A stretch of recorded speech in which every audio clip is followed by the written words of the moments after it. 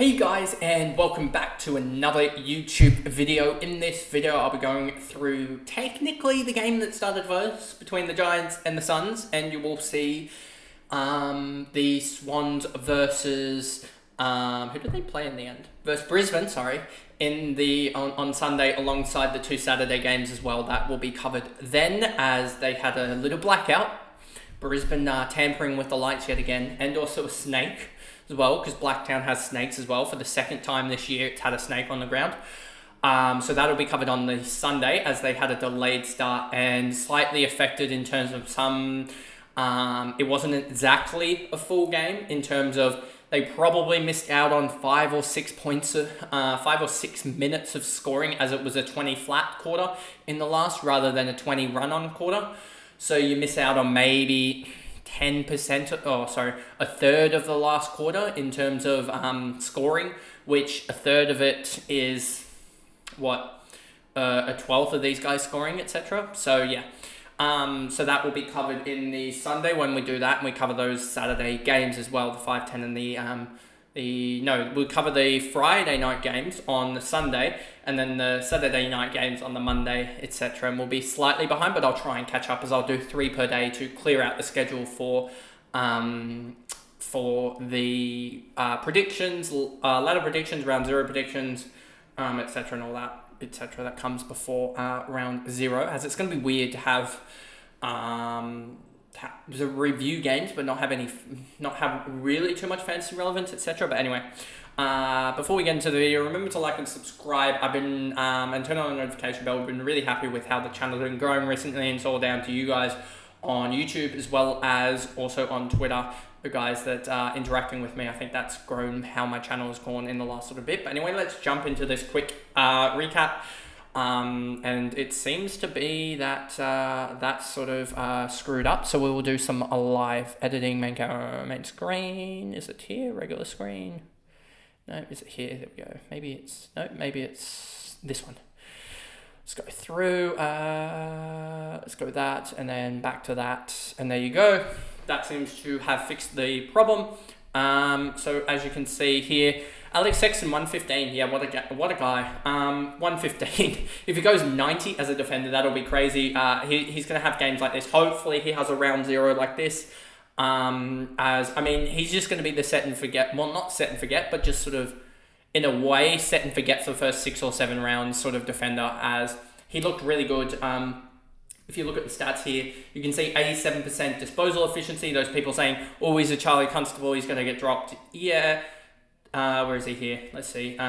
Sexton, 7 turnovers, 2 clangers, but he had 31 touches. So it wasn't even that bad. It was pretty good by him.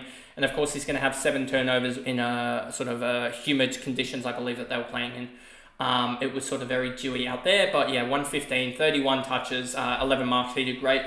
Tuke Miller, filled up the stat sheet, 109. I may actually lean into him if he does go big in round 0. So he is on the watch list for round 0. Like a lot of the guys, I may actually make a watch list document for that. I feel like I'm sort of still underprepared for this year, in terms of especially doing it on YouTube and covering it for you guys. But yeah, anyway, Tom Green, 107 with a goal. Probably not the line that we want him to necessarily hit. I know it was against Gold Coast, who should be better than North and West Coast, but I think you wanted to see that sort of big 120 score from him to really solidify him as that. You can play him even though he has that buy-in. You can flip him, etc., etc.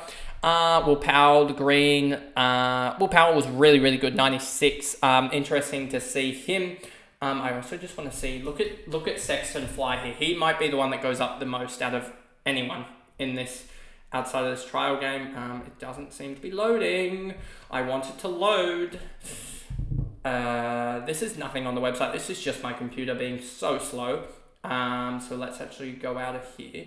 Yeah, you can even see it didn't want to load that necessarily. We'll go to bookmarks again. We'll go through here and go here. Then we'll go to fantasy, player selections, and then we'll select Sexton. Here we go. Wow, that's just...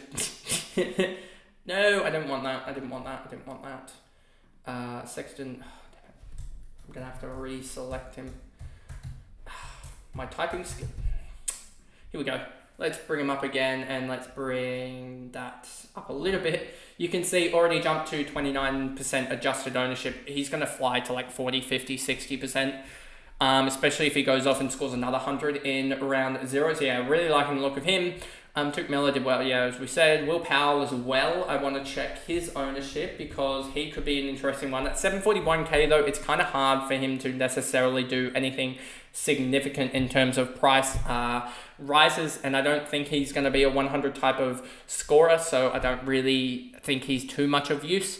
Toby Green, 96. I just think with the early buy, you just wait on him a little bit. Lukosius, 4 goals, 92. Yeah, the 4 goals sort of cloud that, I reckon. Anderson, 88. Seems like he didn't really get out of first gear, to be honest with you, alongside the likes of Miller and Green. Briggs did all right, 21 hit-outs for an 82. And then O'Halloran, 78. Fiorini, 78. Himmelberg, 76. Although that's sort of what we expected out of Himmelberg, so not really anything significant there. So that'll be an interesting one. Bedford, Witts, 37 hit-outs, 73. Riccardi, 73 as well with 2 goals, so just a key forward doing his job. Josh Kelly, 71. Nick Haynes, 71, did all right. Buderick, 71 as well. Not really the score we wanted. I think we wanted more around that 80, 85 for Buderick. But we'll see his round 0. I think he's got the role. It just may have been a down game, and Sexton may have overarched him. But if he does have a good game, he could be just used instead of an Elliot Yeo, as 2 weeks of Buderick could easily gain 60, 70, 80k, etc. But then again, it's like the buy is way too early for him. You need him. You need those round 6 buy guys if you want to be making cash like a Jordan, etc. Maybe even a Sheldrick, even though we'll go through his stats in the Swans game. Fee, 69, could be a good bench option. I don't like with Roberts and how other people are portraying him. And how I like to portray players. I don't want to necessarily go and say he's locked in best 22, he's this, he's that, he's that. If Josh Fahey plays, he seems like a good option. That's all that I'll say, and that's what I want to stay consistent on, especially opposition teams, is I don't want to say he's locked best 22, you've got to pick him, etc., for all these rookies. But it seems like Josh Fahey has had a really good game here. 69 points, and if he does play, he seems like a good midfield option that is going to get defender status, if I remember correctly here. Midfielder, very, very similar to the likes of Roberts. Started out as a winger, so he only has mid status, but he's moved more behind the ball, and due to his kicking efficiency and his long boot, and he should be getting defender status if he does line up. But I'm not going to comment any further on that because I don't know the exact ins and outs like a fan of the GWS would, so I don't want to give you wrong information in that sense. Ballard, Harvey Thomas, 66, and I'll say again, like Faye, has had really good preseason, has had a really good game against the Swans. I believe he kicked 1 or maybe 2 goals, had around the same 60-odd fantasy points. He's had another good outing here. I think if he gets into best 22 and has a good round 0 score, going to be a great option. But I just don't know about that job security yet again with him, given that they do have some really good small forwards in Brett Daniels, as well as Toby Green, and even Bedford as well. They've got 3 smalls in front of him, I would be led to believe. So I don't know if he's necessarily going to get the role, but would love to see him get the role as that rookie is there.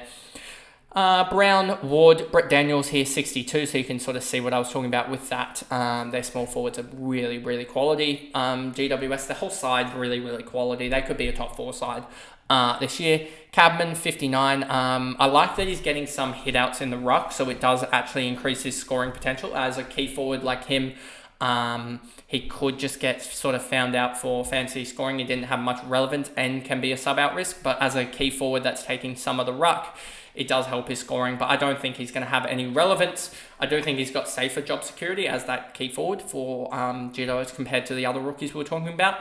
But his rookie price, for a reason, after 1 year, he didn't really have much of impact. I think he averaged like 23 or something, 24. So yeah. Flanders 57, from all reports, didn't get out of first gear, but it is a 57. It didn't look to be in the main rotation for the Gold Coast, so I'm just worried. And I think, depending on his round zero score, obviously, if he pulls up this in round zero, everyone's going to go out. But if he pulls out an 80 or 90, am I going to be happy with him, with fading him? Yeah, I reckon I will, because I don't think there's much upside there, and I think you can pick up upside around him and get up to him quickly. Round 50, yeah, just he is so gonna be the James Rowbottom of Gold Coast. Similar style of heavy tacklers, but they don't really get too much of the ball to be so fantasy relevant. So he seems like he's just going to be an 80 sort of guy and never really push that big total, those big tons. Buckley, McMullen, Bailey Humphrey, again, just looked a little bit out of the rotation for the midfield, and that's the avenue for him to have any fantasy relevance, so I don't like it there. Whitfield, 45, just played a half a footy, yeah, that's fine. Ware, 44. Lemons, Peatling, no one else here really has too much relevance, I'll be honest with you. And yeah, that pretty much sums up the GWS versus Gold Coast game. I didn't really catch too much of this game, so I don't have too much of an understanding of what happened. But still, Gold Coast got blew out, and Sam Flanders' role didn't look the best as the key takings, as well as Tuke Miller and Sexton looked great. I think those are the main sort of, 4 or 5 takings.